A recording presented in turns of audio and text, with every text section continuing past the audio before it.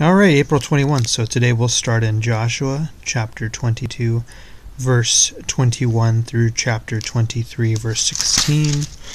We're also going to read Luke chapter 20, verses 27 through 47, and some more of Psalm 89, verses 14 through 37, and Proverbs chapter 13, verses 17 through 19.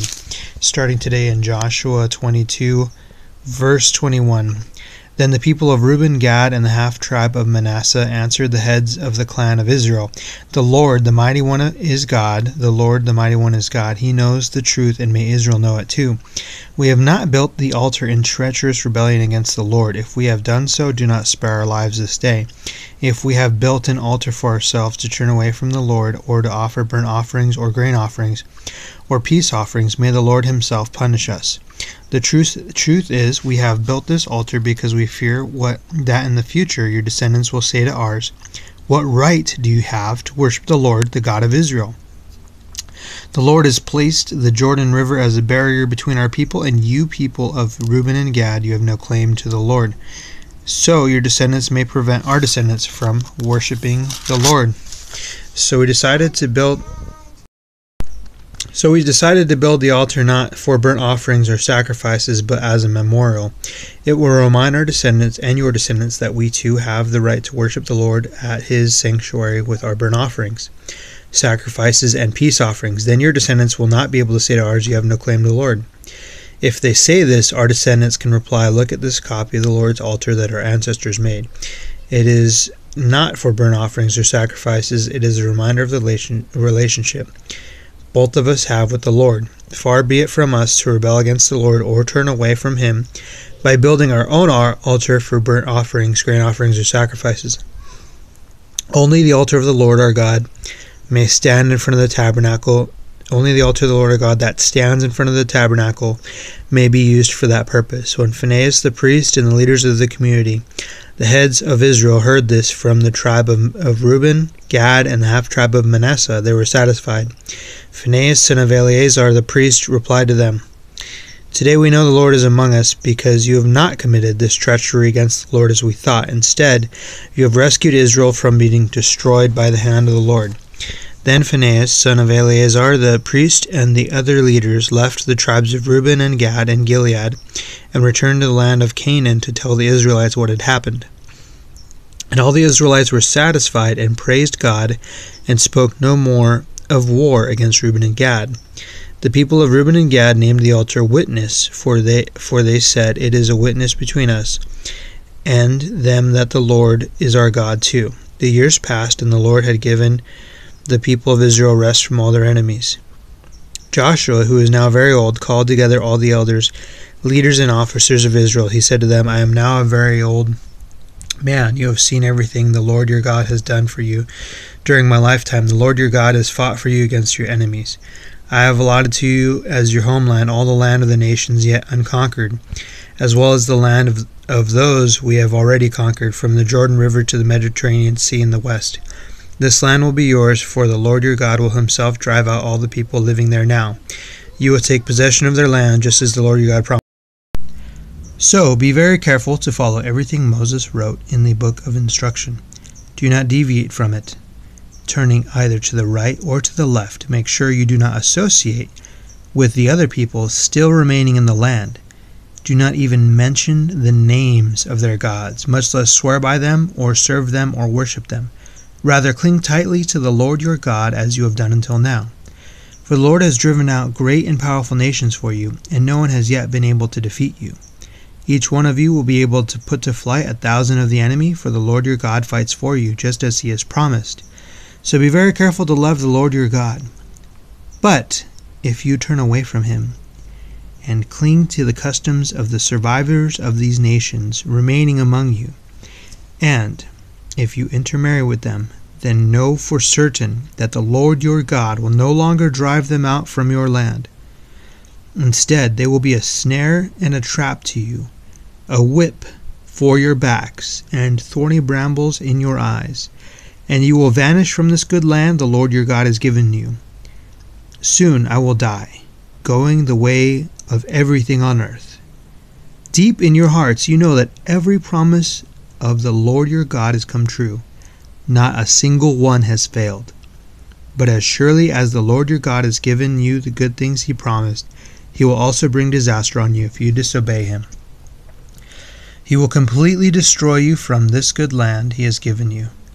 If you break the covenant of the Lord your God by worshiping and serving other gods, his anger will burn against you, and you will quickly vanish from the good land he has given you. Luke chapter 20, beginning at verse 27. Then Jesus was approached by some Sadducees, religious leaders who say there is no resurrection from the dead. They posed this question, "Teacher, Moses gave us a law that if a man dies, leaving a wife but no children, his brother should marry the widow and have a child who will carry on the brother's name. Well, suppose there were 7 brothers. The oldest married and then died without children, so the second brother married the widow, but he also died. Then the third brother married her. This continued with all 7 of them who died without children. Finally, the woman also died. So tell us, whose wife will she be in the resurrection?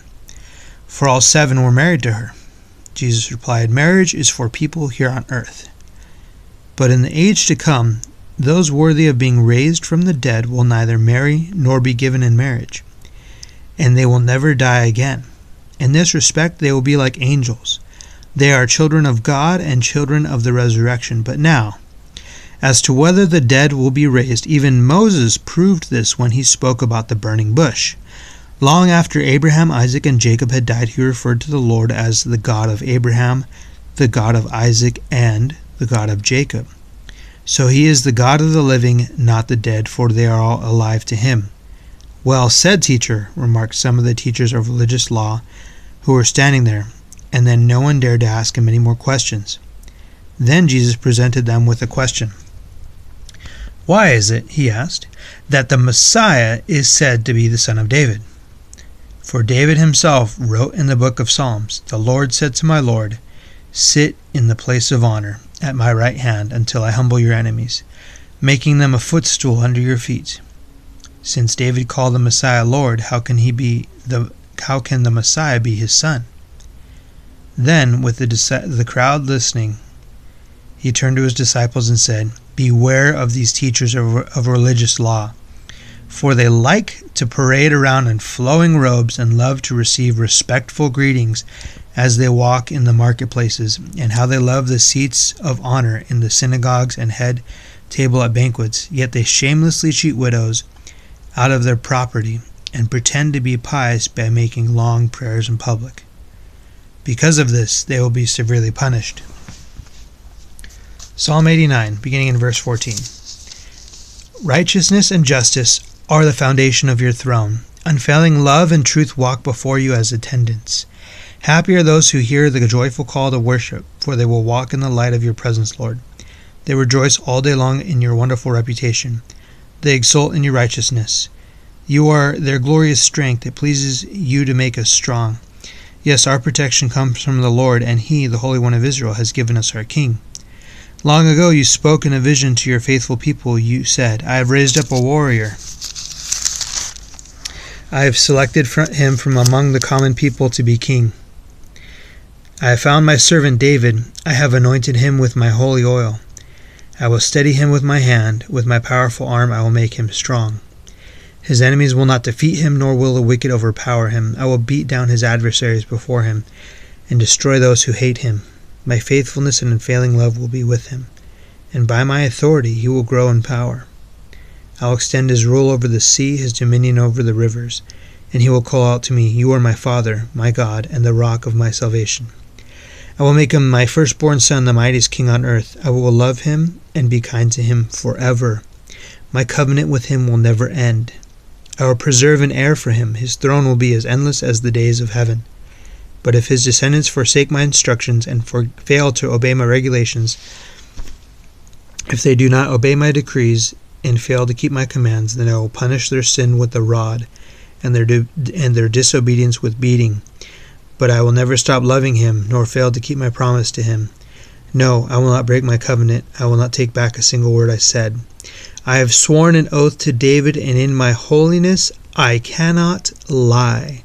His dynasty will go on forever. His kingdom will endure as the sun. It will be as eternal as the moon, my faithful witness in the sky. Proverbs chapter 13, verses 17 through 19. An unreliable messenger stumbles into trouble, but a reliable messenger brings healing. If you ignore criticism, you will end in poverty and disgrace. If you accept correction, you will be honored. It is pleasant to see dreams come true, but fools refuse to turn from evil to attain them.